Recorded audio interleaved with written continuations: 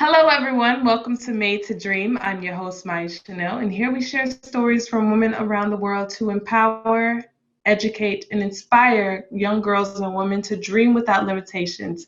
Today, I have the pleasure of speaking with Miss Yvette Bodden, and she is an author and she's the founder of Awakened Woman. So I'm so excited for her to share with you guys what that is and just get to know a little bit more about her and her story. So, hi, Yvette. How are you doing today? Hi, how are you? Thank you for having me. I'm Thank you. Thank you. We're so excited to get to know about you and your story. So I want to go ahead and open up the floor for you to introduce yourself to the audience and tell them a little bit more about you and what you do. So I am the author and founder of Awakened Woman. I'm also a writer for Belatina magazine. Um, I am. It's interesting because the platform, I like to think of it as a community for women. Mhm. I write about relationships. I write about love, divorce, breakup, heartbreak. Finding yourself is a big, it's a big theme. It's a really important topic that's close to my heart because I believe as women, we're all on this ongoing journey. And as I share mine, I'm finding that so many other women are on their own journey, having a lot of similar um, just struggles and challenges. And it's great when we can help each other by sharing each other's stories. I think it's such a powerful way of helping each other. So it's AW, and AW is short for Awakened Woman because it's a mouthful. AW AW is a community. It's support for women by women, and by women I mean I write all the stories. The really special part that I'm incorporating into AW now is that I'm adding interviews of women that have, that are on their own journey and empowering themselves, whether in careers, relationship, just all kinds of different experiences. So I am bringing other women into this community to share their own stories, which is really amazing.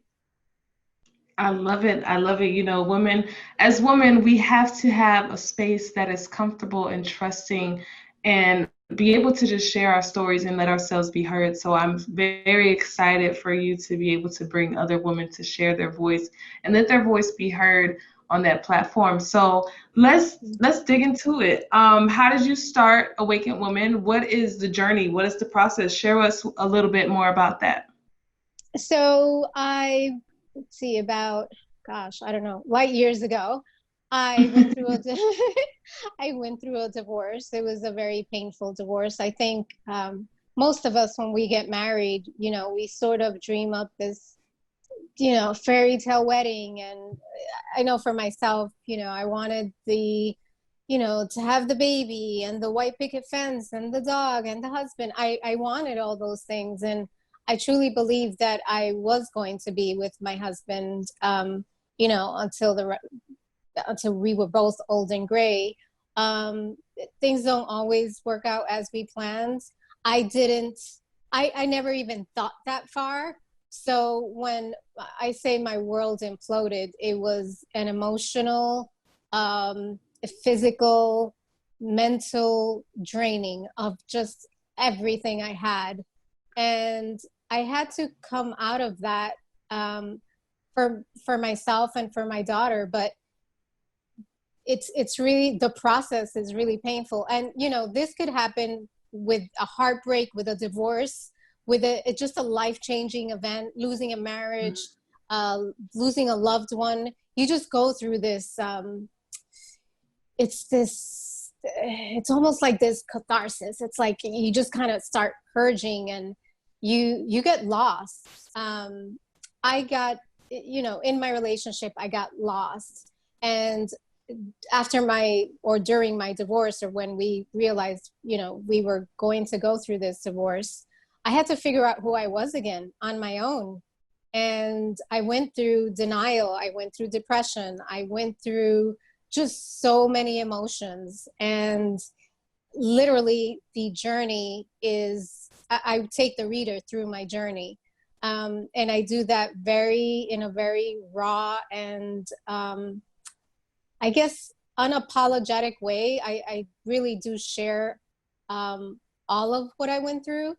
And that's where my book comes in. I wrote a book about the journey, and I was very honest about everything that I went through. And my hope has been that women that read the book and that read AW sort of, connect with any part of my journey, and it can help them in their own journey.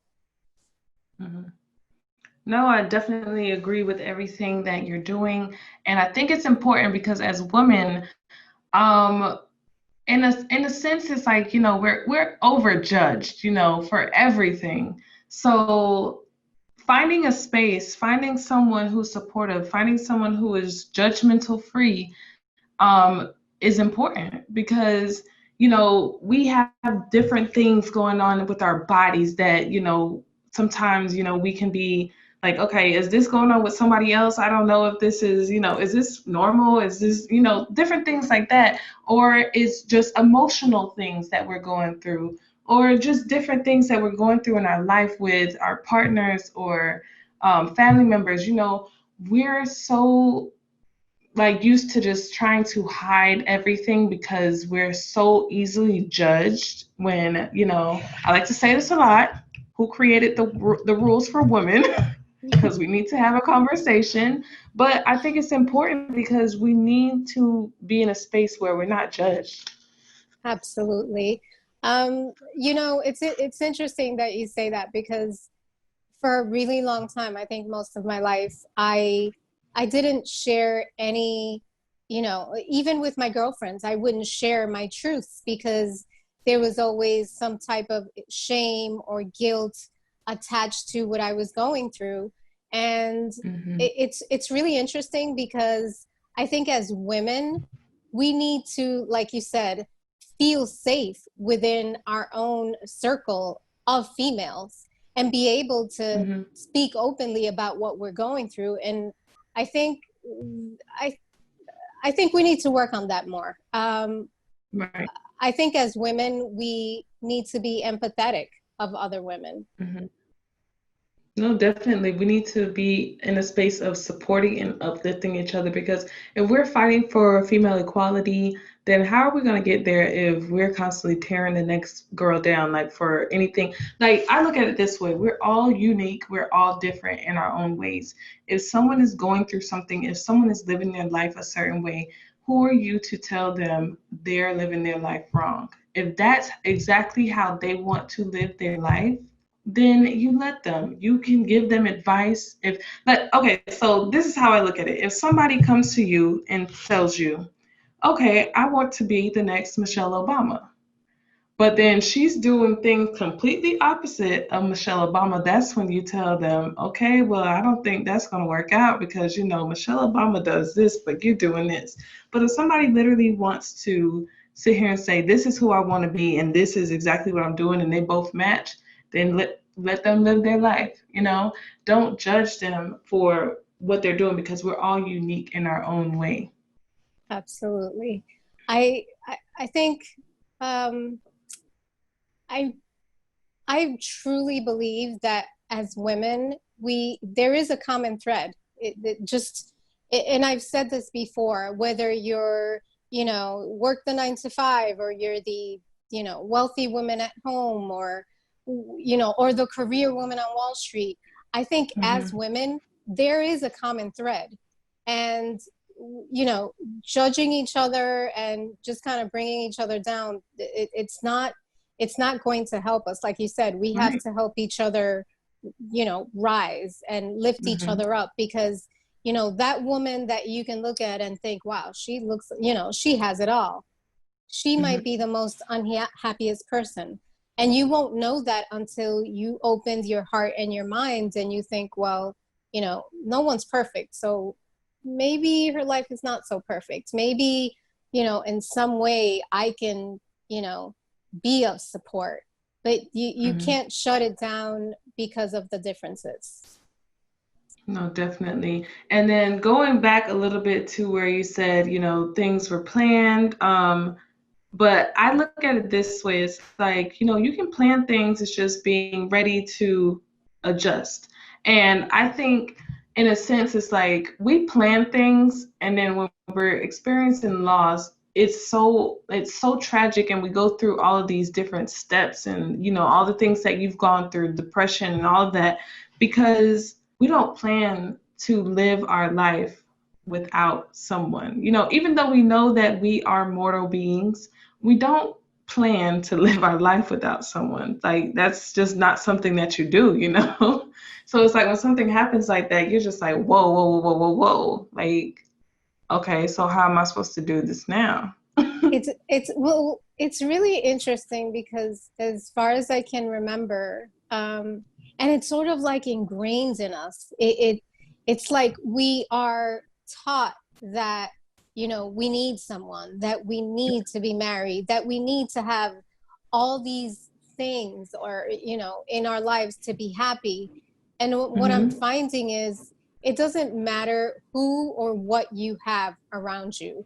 If you are not happy within, it just, it doesn't matter. It's so when I think about a partner now, I think about, it's more like I want to share my life with someone, but it's not that I need someone, Right. If that makes any sense. And I don't like to use that word because it could be taken out of context. But Right. when I say I don't need, strong, independent woman.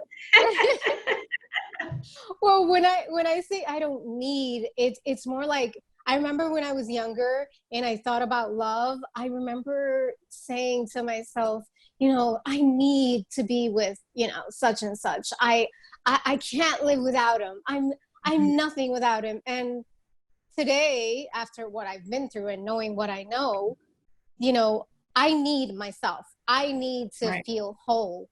And once I feel that, then I can, unite myself with someone else. But it's not that person completes me. I think I'm complete by myself, but it's nice to have that person to complement your life. Right. Compliment. That is the key word. And I think that the way that in the entertainment industry, for instance, like movies and TV shows portray this type of, happiness, like a woman is not supposed to be happy until she finds the perfect man, or she's not supposed to be happy until she gets this and this and that, until he buys her this and this and that.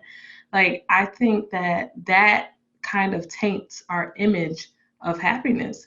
And, it takes us as women to know and discover and go through these different life, faults and tragedies and turmoils to know that, what, like, none of this is actually the truth. Like, it's not really making me happy. So let me kind of step away and figure out what really makes me happy, So I think everyone needs to take a step back, take a self-evaluation and say, what do I do for myself that makes me happy? Like, for instance, like for myself, I'll be like, okay, I think I need a spa day. I will treat myself to a spa day. I don't need anyone else to do it. It's nice if someone else does it.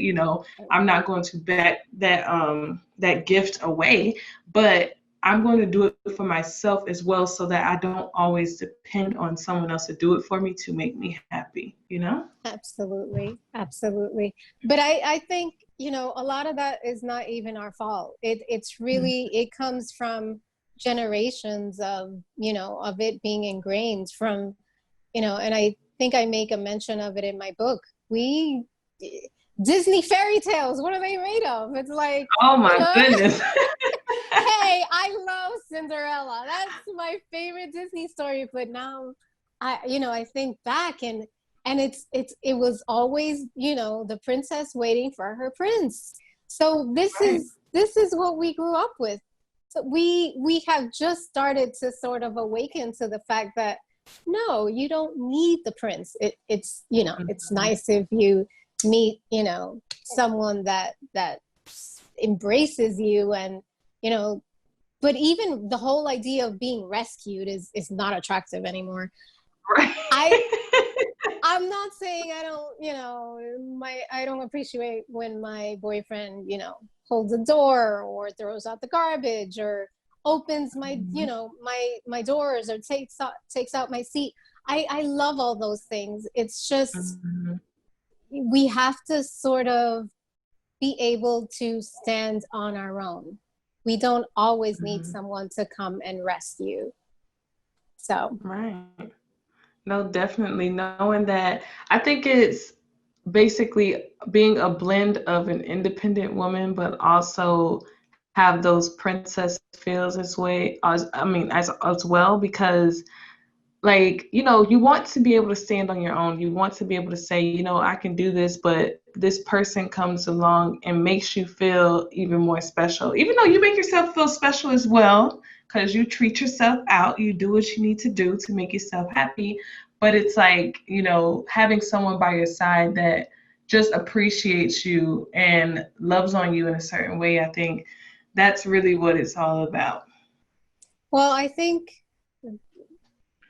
when I think about it now, I feel like, and I've been in a relationship now for 7 years, or close to 7 years now. I think about it like he sees me for who I am. He appreciates all those all those things that I feel are amazing about me or are great about me. He sees me. And I think it's more that, and he treats me like I deserve to be treated. So I think it's more of that. But I don't know. I was a late bloomer. So, the fact that you already have that, that already sort of set in your mind, it's definitely, it's an advantage. Thank you. So I do want to talk about, transfer. We just talked about mindset and just being bringing a transformation upon your life. So I know a lot of women probably have gone through similar situations as you, or, they may experience it in the future. So let's talk a little bit about, going through your depression and, deep thoughts, and how you were able to change your mind and, say, I am worthy, like I'm worth something. I love myself for who I am. How were you able to make a transformation from the state that you were in and to change your mindset to bring yourself to where you are today?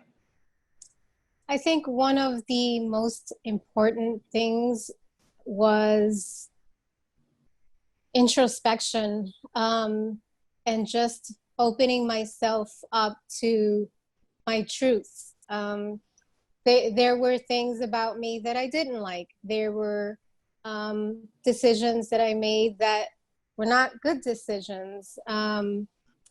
They were people I chose to be in relationships with that were not healthy. And I beat myself up a lot, and I had to learn to be kind to myself. And for me, it took years. So the transformation doesn't happen overnight. It's not like you sort of click a switch and, and things sort of fall into place. It takes a lot of work. And I think one of the hardest things about the process is being honest with yourself. Own it. You haven't made great decisions. It happens to all of us. No one's perfect. Right. And I think I had to, realize and admit to myself, I'm not perfect, and that's okay. And I do give a lot of credit to good therapy.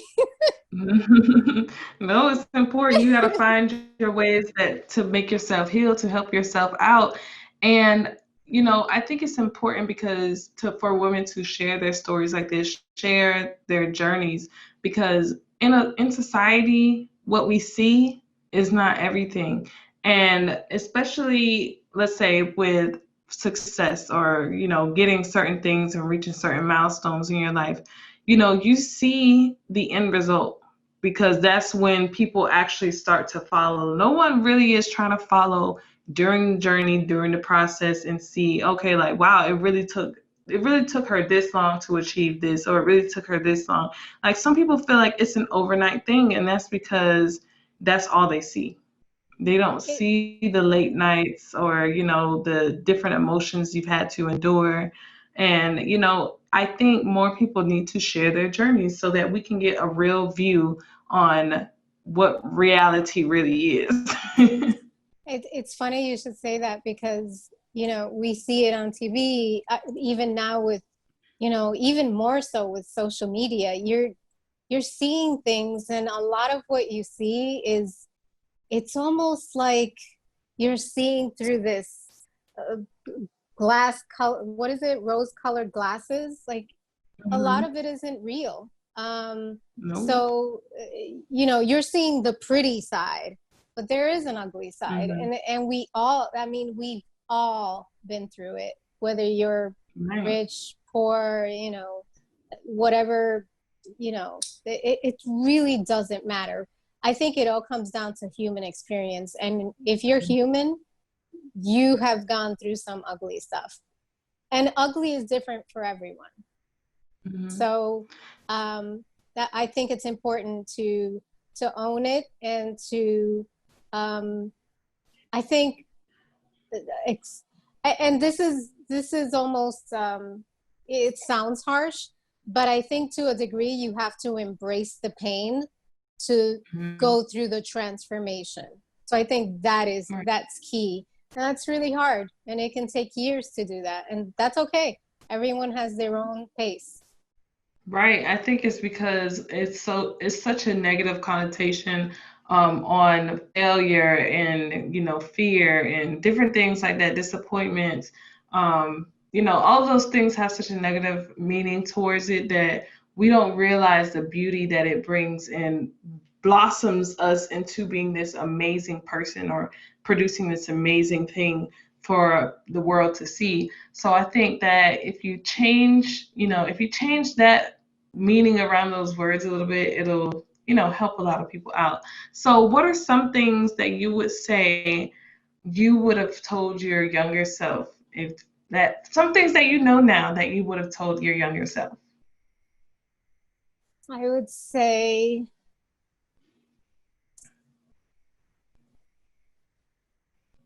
be yourself, know your worth, love yourself before you love anyone else. Mm-hmm. I think those are, for me, key things. And my daughter is, she'll be 18 in a few months. And Mm-hmm. these are things that I have ingrained and tried to just help her, um, sort of embrace. And Mm-hmm. I always say she's a way better version of me. And I do believe it's because she loves herself, and she Mm-hmm. respects herself, and she embraces who she is. She doesn't try to be anyone else. And I think that is so key, especially for women, because Mm-hmm. once you do that, you attract the right people. Mm-hmm. Definitely. So, what would you say is one way you would encourage and empower young girls? So, for mothers who have daughters, you have a daughter yourself.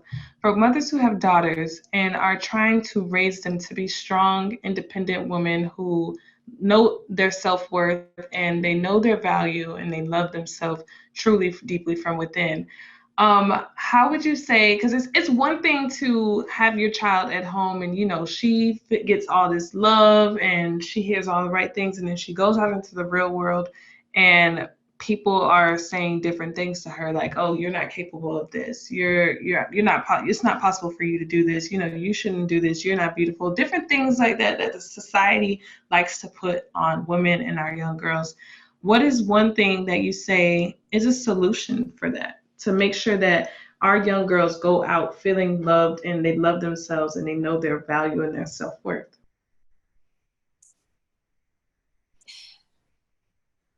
I I don't want to sound I don't want to minimize.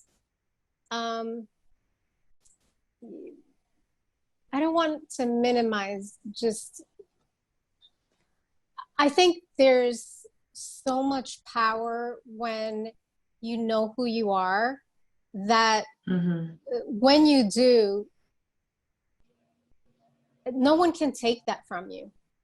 Right. So I just feel that if you cultivate that to the core, you know, people will always say things. I mean, that's the world we live in.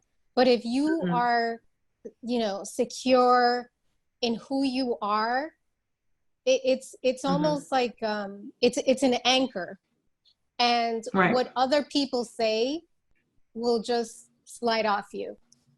And you know, it may sting a little bit, but I think eventually you'll shake it off, because to me that's your anchor. If you know who you are within, no one can take that from you. Right.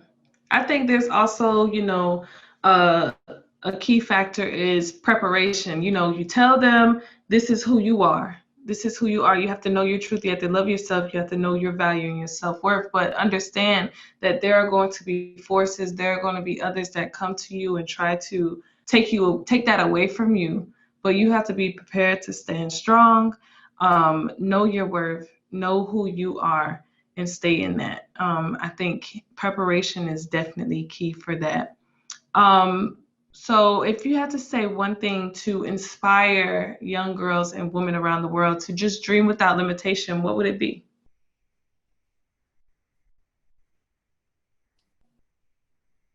I would say the truth, the bigger the dream, the better. I think you only have one shot at life. Don't be afraid to go after what you want. The worst that can happen is, you know, people, not one, not 10, maybe 20, people will say no. But if you keep at it, it'll come. It's all about timing and persistence and drive. You know, just to make a quick anecdote, when I was sending off my manuscripts to different publishing companies, I can't even begin to tell you because I lost count, but I got a lot of no's. Or we don't want, you know, we don't need this at this time. We have something like this. But all you need is one yes. That's all you need, one yes. And once you get that one yes, you're like, okay, I could do this. I could definitely do this. So as many no's as you get, keep going. And I'm not saying it's easy, because honestly, I still have days where where you're like, oh my gosh, I need a break. When is it gonna, like, when is enough?